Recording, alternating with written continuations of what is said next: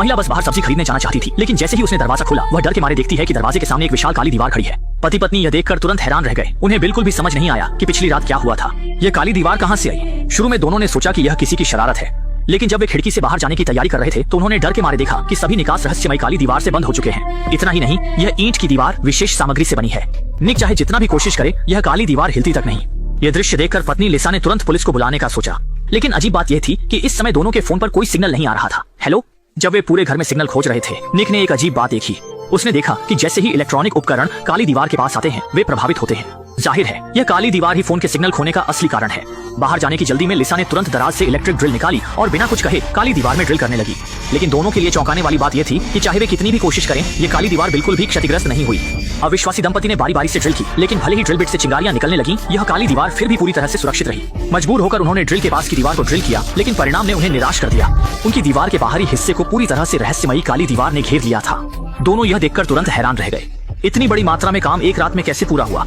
लेकिन इसी समय पड़ोसी के घर से आवाज आई, जिससे दोनों को उम्मीद की किरण नजर आई। आवाज सुनने का मतलब था कि यह दीवार काले ईंटों से बंद नहीं हुई थी। जैसा कि उम्मीद थी, इलेक्ट्रिक ड्रिल के नीचे उन्होंने जल्दी से इस दीवार को तोड़ दिया और पड़ोसी दंपति से मिल गए।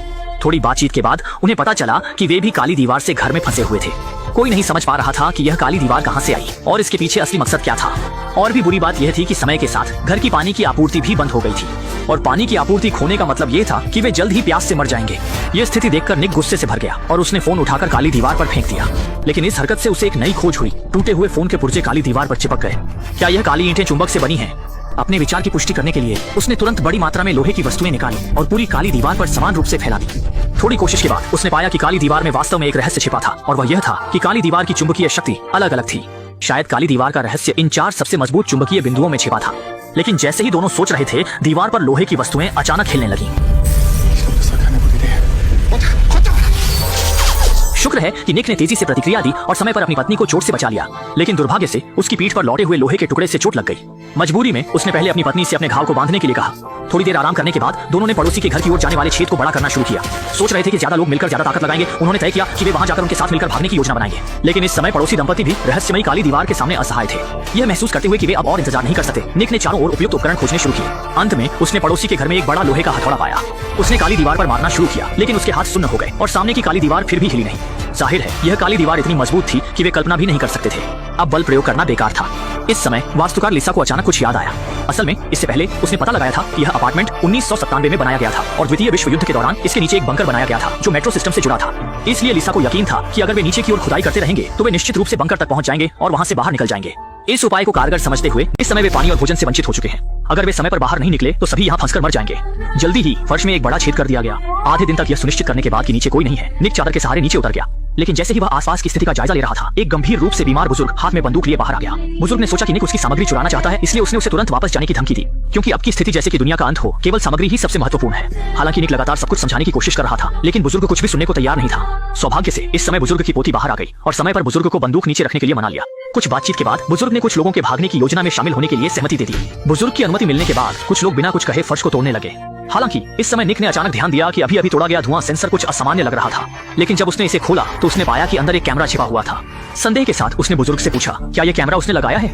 हालांकि बुजुर्ग भी इस बारे में अनजान था। वह केवल इतना जानता था कि ये सब मकान मालिक ने लगाया था। अपने मन की धारणा को सत्यापित करने के लिए निक ने तुरंत रसोई के धुआं सेंसर को भी खोल दिया। जैसा कि उम्मीद थी, अंदर भी एक कैमरा लगा हुआ था। यह दृश्य देखकर सभी को एहसास हुआ कि शायद यह पूरी तरह से एक बंदरों की नाटकबाजी है। मकान मालिक ने जानबूझकर एक काली दीवार बनाई जिससे इन लोगों को यहाँ फंसा दिया, और मकान मालिक और पर्दे के पीछे के अमीर लोग निश्चित रूप से मॉनिटर के सामने इन लोगों का मजा देख रहे होंगे। जब उन्हें पता चला कि मकान मालिक बगल में ही रहता है तो सभी ने तुरंत रसोई की दीवार को तोड़ दिया, मकान मालिक से जवाब मांगने का इरादा किया। हालांकि जब वे मकान मालिक के घर में पहुंचे तो उन्होंने भयभीत होकर देखा कि मकान मालिक पहले ही खून के तालाब में गिरा हुआ था, और अजीब बात यह थी कि उसके दोनों हाथ गायब थे। इस अजीब मौत ने तुरंत सभी को आतंकित कर दिया। लगता है कि इसके पीछे की सच्चाई कुछ असाधारण है। इस विवादास्पद जगह से जल्द भागने के लिए कुछ लोग तेजी से बुजुर्ग के घर के फर्श को तोड़ने लगे, लेकिन पड़ोसी आदमी ने एक बार में बहुत जोर से मारा जिससे पूरी फर्श टूटकर गिर गई और कुछ बदकिस्मत लोग तुरंत नीचे गिर गए। सौभाग्य से मंजिल बहुत ऊंची नहीं थी, कुछ लोगों को केवल मामूली चोटें आईं। जब सभी नीचे उतर गए तो इस समय एक आदमी जिसका नाम एंटोन था बाहर आया। उसने कहा कि वह इस मंजिल के मकान मालिक का दोस्त है। वह कल अपने दोस्त से मिलने आया था, लेकिन अनजाने में यहाँ फंस गया। लेकिन इस समय किसी को भी उसकी बातें सुनने का बिल्कुल मन नहीं था। तत्काल आवश्यकता थी, वे केवल यहाँ से बाहर निकलना चाहते थे। लेकिन यह सुनकर एंटोन हंस पड़ा और बेहिचक बोला कि बाहर जाना भी मौत का रास्ता है। फिर उसने सभी को बताया कि वह उच्च तकनीक वाली काली दीवार वास्तव में हमारी सुरक्षा के लिए है, क्योंकि कल रात उसने टीवी पर एक खबर देखी थी जिसमें कहा गया था कि एक रहस्यमय वायरस फैल रहा है। निवासियों की सुरक्षा सुनिश्चित करने के लिए उच्च अधिकारियों ने सभी को घर में बंद करने के लिए रहस्यमय काली दीवार का उपयोग किया और कहा कि उसका दोस्त वायरस से संक्रमित होने के कारण मर गया। हालांकि एंटोन ने बहुत विश्वास के साथ कहा, लेकिन सभी अभी भी आधे अधूरे मन से उस पर भरोसा कर रहे थे। आखिरकार खुद अपनी आंखों से देखकर ही सच और झूठ का फर्क किया जा सकता है। इसके लिए उन्होंने फिर से फर्श को तोड़ दिया और अपनी इच्छा के अनुसार तहखाने में पहुंच गए और सफलतापूर्वक बंकर के स्टील के दरवाजे को ढूंढ लिया। लेकिन जब उन्होंने दरवाजा खोला और देखा, ये सामने का दृश्य देखकर वे वहीं स्तब्ध रह गए। दरवाजे पर अभी भी मोटी काली दीवार थी, जिसे देखकर सभी लोग तुरंत निराश हो गए। पड़ोसी आदमी ने अपने गुस्से को निकालने के लिए बुजुर्ग की पिस्तौल छीन ली और अजीब काली दीवार पर कई गोलियां चला दी। लेकिन तभी एक अजीब दृश्य सामने आया। गोलियां हवा में रहस्यमय तरीके से तैरने लगी।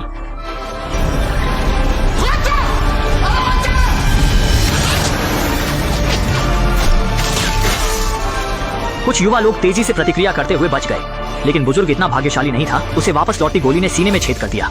अंततः अत्यधिक रक्तस्राव के कारण उसकी मृत्यु हो गई। इस घटना के बाद सभी ने इन काली दीवारों की भयानकता को समझा और भागने का विचार छोड़ दिया। सौभाग्य से उनका आत्मसमर्पण निक को प्रभावित नहीं कर सका। वह दृढ़ता से मानता था कि मकान मालिक की मौत का संबंध रहस्यमय काली दीवार से है और काली दीवार के पीछे की सच्चाई को उजागर करने के लिए कुछ लोगों ने मकान मालिक के घर लौटने का फैसला किया, ये देखने के लिए कि क्या कोई उपयोगी सुराग मिल सकता है। कमरे में कोई उपयोगी चीज नहीं मिली, लेकिन ध्यान देने वाले निक ने देखा कि मकान मालिक का यह लिविंग रूम उसके ऊपर के लिविंग रूम से काफी छोटा है। वास्तव में उसने खोजबीन के बाद पाया कि एक दीवार के पीछे एक खाली जगह है। इसका मतलब है कि एक छिपा हुआ कमरा है। जब वह इसे खोलने का तरीका खोज रहा था, पड़ोसी आदमी ने एक दराज से एक रिमोट कंट्रोल निकाला। उसने बस इसे बेतरतीब ढंग से दबाया और छिपे हुए कमरे से आवाज आई। स्पष्ट रूप से यही छिपे हुए कमरे को खोलने का नियंत्रक था। लेकिन पासवर्ड क्या था? इस समय निक को अचानक कुछ याद आया। उसने हल्के से रिमोट कंट्रोल पर आटा फूंका और अगले ही पल 4 फिंगरप्रिंट दिखाई दिए और 4 अंकों के केवल 24 संयोजन थे। लगातार प्रयासों के बाद अंततः उन्होंने छिपे हुए कमरे का दरवाजा खोल दिया, जिसमें कुछ कंप्यूटर रखे थे और उन पर सभी निगरानी दृश्य थे। मकान मालिक छिपे हुए कैमरों के माध्यम से सभी निवासियों के घर की स्थिति को स्पष्ट रूप से देख सकता था। जाहिर है मकान मालिक एक विकृत व्यक्ति था जो झांकने का शौक रखता था, लेकिन अब इन बातों पर ध्यान देने का समय नहीं था। तत्काल आवश्यकता थी काली दीवार के रहस्य को समझने की। और जब उन्होंने पिछले निगरानी वीडियो देखे तो सभी ने पाया कि ईंट की दीवार 4 बजे अचानक बिना किसी को खबर हुए प्रकट हो गई थी। निगरानी दृश्य के आगे बढ़ने के साथ निक ने देखा कि पहली मंजिल पर रहने वाला प्रोग्रामर जो एंटोन का दोस्त था, उसने रहस्यमय काली दीवार को खोलने में सफलता प्राप्त की थी। हालांकि निगरानी ने काली दीवार के खुलने का दृश्य नहीं दिखाया, लेकिन लगातार फ्लैशलाइट के बाद दरवाजे की दीवार पर गलियारे की रोशनी का दृश्य स्पष्ट रूप से देखा जा सकता था। लेकिन इससे पहले कि वे खुश हो पाते, निगरानी में एक भयानक दृश्य दिखाई दिया। एंटोन ने अचानक बाहर के दोस्त को खींच लिया और अंततः उसे जिंदा गला घोंट दिया। निक ने महसूस किया कि स्थिति गंभीर है और जल्दी से वापस चला गया, लेकिन तब तक बहुत देर हो चुकी थी। बुजुर्ग की पोती पहले ही मारी जा चुकी थी और पड़ोसी आदमी को भी एंटोन ने बंधक बना लिया था। निक ने देखा और तुरंत एंटोन से लड़ाई शुरू कर दी, लेकिन उसकी कमजोरी के कारण वह जल्दी हार गया। जब एंटोन उसे मारने की तैयारी कर रहा था, पड़ोसी आदमी ने समय पर मदद की, जिससे एंटोन को काबू में किया जा सका। इसके बाद लगातार पूछताछ के बाद एंटोन ने पूरी कहानी बताई। असल में वह और उसके द्वारा मारे गए प्रोग्रामर दोस्त एक टेक्नोलॉजी नैनो कंपनी के लिए काम करते थे। वे रहस्यमय काली दीवारें उनकी कंपनी के उत्पाद थे और कंपनी के पुराने कर्मचारी के रूप में वह अच्छी तरह जानता था कि केवल वायरस या बड़ी आपदा के समय कंपनी इस तरह की काली दीवार को सक्रिय करती है, जिससे निवासियों की सुरक्षा सुनिश्चित होती है। इसलिए वह मानता था कि बाहर कोई वायरस फैल चुका है, लेकिन उसका दोस्त मानता था कि सिस्टम में कोई खराबी है। दोनों अपनी अपनी बात पर अड़े रहे और जब दोस्त हर हाल में काली दीवार को तोड़कर बाहर निकलना चाहता था, तो उसने खुद को फंसने से बचाने के लिए अपने दोस्त की बेरहमी से हत्या कर दी। ये सुनकर सभी लोग गुस्से से भर गए, क्योंकि बाहर निकलने का एकमात्र व्यक्ति भी मारा गया था। जब कुछ लोग नहीं जानते थे कि क्या करना है, तो ऊपर की मंजिल की महिला पड़ोसी ने कुछ देखा। असल में एंटोन के दोस्त ने काले दीवार के फटने के कुछ समय बाद ही रातों रात एक प्रोग्राम लिखा था। ये समझने के बाद कि वही प्रोग्राम काली दीवार को तोड़ने की कुंजी है, निक ने तुरंत सामने वाले के कंप्यूटर से वो प्रोग्राम अपने मोबाइल में डाल लिया। इसके बाद उसने फोन को काली दीवार की ओर किया और जल्दी ही फोन पर चारों ओर प्रकाश बिंदु बटन दिखाई देने लगे। लेकिन निक को भी नहीं पता था कि बटन का क्रम क्या है, इसलिए वह केवल एक एक करके क्लिक कर सकता था। उसके अंधाधुंध कोशिशों के साथ काली दीवार तुरंत प्रतिक्रिया देने लगी और ठोस से धीरे धीरे अनगिनत कणों में बदल गई। महिला पड़ोसी ने सोचा कि यह बाहरी दुनिया की ओर जाने वाला रास्ता है और उत्सुकता से अपना हाथ अंदर डाल दिया। कौन जानता था कि अगले ही पल उसका हाथ अंदर बुरी तरह फंस गया और काली दीवार उसे जोर जोर से अंदर खींचने लगी। जल्दी ही उसका आधा शरीर अंदर धंस गया। इसी समय काली दीवार फिर से ठोस हो गई।